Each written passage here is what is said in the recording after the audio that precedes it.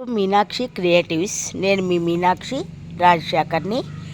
చూడండి morning glories ఎంత బాగున్నాయో, వెరైటీస్ అన్నమాట.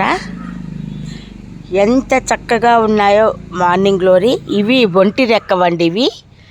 అలాగనే ముద్ద మల్టీ పెటల్ ఇవి ఇవి పింక్ అన్నమాట.